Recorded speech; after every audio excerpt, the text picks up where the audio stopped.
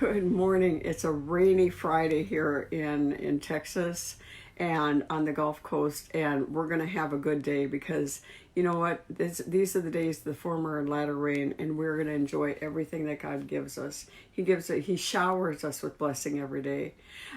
Some of you don't understand what high five is. In July, in prayer, the Lord said, I want you to do a 5 minutes, 5 minutes every day. And if I say high five to a child, they'll lift their hand up high and they'll tap my hand. They'll meet me in the air. And so he said, do it 5 minutes, 5 times a week. And so Monday through Friday, I do a high five. And so let's come up higher in the things of God. Amen. Now, what I want to talk to you today is something that's happening on the Hebrew calendar tomorrow. Actually, their Sabbath begins at sundown because they follow God's calendar that started in Genesis, when the evening, first it was evening and the morning was first day, evening and the morning was second day. So all their days start at sundown. And so, but I want to tell you about the oldest Bible reading program in the world. This is the oldest Bible reading program in the world. It started with the Israelites when they came out of in the time of Ezra and Nehemiah. They started with a Bible reading program that will take parts of the Torah, the Pentateuch, the first 5 books of the Bible, and they'll take the half Torah, which is the prophets, and so every single Jew around the world reads from that half Torah and Torah every week. And so they read it on Saturday in the synagogues. And so all the Jews around the world are on the same page every single week. And God works many times. He works prophetically with the Torah readings. And so why am I bringing it out today? Why am I bringing it out today? Well, because of where we are on God's calendar. Now here we are, it's backwards to you. Here we are in God's calendar. And it looks like our calendar, but it's a Hebrew calendar, and it's our calendar together, the Gregorian and the Hebraic calendar together. I like to call it God's calendar.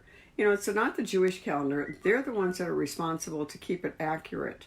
But it's really the one that God started on the day of creation. So tomorrow, on the 26th, on Saturday the 26th, the Torah portion is Bereshit. Bereshit is the first couple words from the book we call Genesis. The Jews call it Bereshit because Bereshit means in the beginning.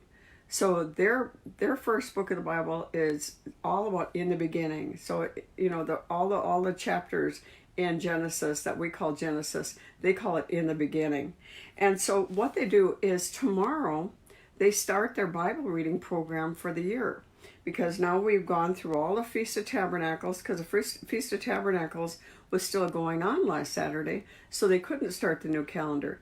So now they're going to start the new calendar. So tomorrow, it begins Genesis chapter 1, verse 1, and it ends with chapter 6, verse 8. The half Torah reading is Isaiah 42, verse 5 through 43:10. And then they are New Testament reading because these are made by Messianic Jews. These calendars that I sell are made by Messianic Jews. They're the only Hebraic calendar for Christians that come out of Israel, made in the Sea of Galilee, by the Sea of Galilee. And so tomorrow we're reading John chapter 1, 1 through 5.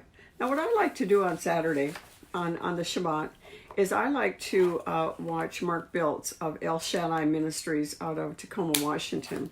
At noon, our time, you can tune into El Shaddai Ministries.us,